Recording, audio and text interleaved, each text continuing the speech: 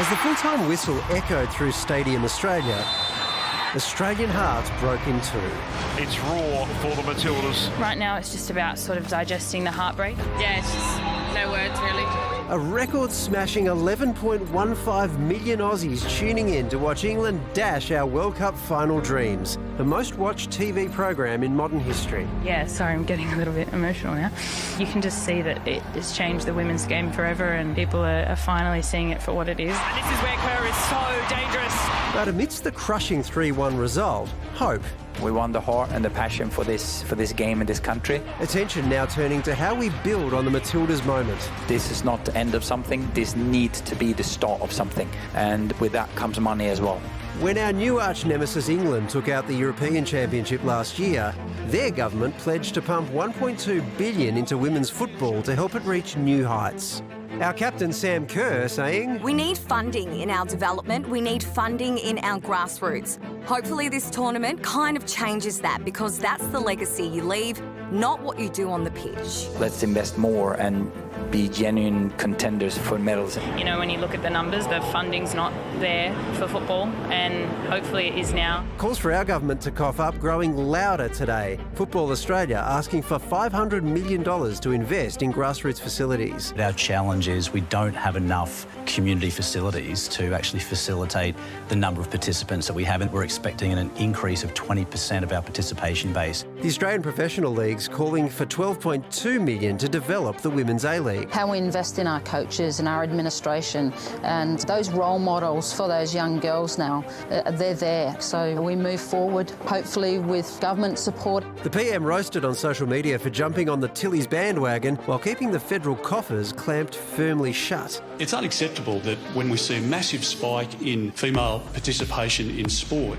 that we're expecting young girls to get changed in the car park or to go into the boys' toilets. The ball now in our court, or field, as the mighty Matildas look to extend their incredible legacy. We need the nation to stay with us along this journey, and I'm sure we'll continue to make you proud. Former Socceroo Craig Foster is with us now. Craig, we hear you have receipts. You've told reporters that you've been keeping tabs on Polly's jumping on the bandwagon. So what's your message for them? Well, I've got a file on my computer, yes, and I'll be coming after Sunday. But I want to hear from Albo in the run-up to the World Cup final, or even Australia's game against Sweden on Saturday night, about what he's going to do and how much support he's going to give to the game. And that's why, is because all of the politicians in Australia, rightly, have jumped right on with the Matildas. And you can see that, they mean it. Of course, we've all been completely captured by them. And it's wonderful, guys, because it's the first time, actually, that we've had a Prime Minister who clearly is in love with the Matildas and is now feeling the passion of the game. But, that comes with a price. And so, Albo, you've got to get the chequebook out, mate. So the thing about governments, Foz, though, is that they often want to know what you're going to do with the money if they give it to you. What do you want it spent on? So the grassroots infrastructure itself, needs to be funded. That's the first step, of course. But then you've got also, programs in schools and the like, lowering the cost to play, and thirdly, of course, you've got high performance. So the real conversation that the country's got to have is about this issue of, Olympic funding and sports that, are getting so much more funding than a game that's got over 2 million people, because there's this sense that, if we win one Olympic medal in a much smaller, often obscure sport, that it does, incredible things for national identity. I think we can say that that's not right now. If we want to talk about unity and identity, OK, now you've seen the Matildas. We had over half the country watching them last night. So if we want to bring Australia together, if we want to talk about a sense of unification, a sense of belonging, a pride in our multicultural nature, OK, here it is. It's in front of you, Albo, and it's in front of you, Australia, and we're all on board. Fund the Matildas, fund football. And, let's go take the world on its own game.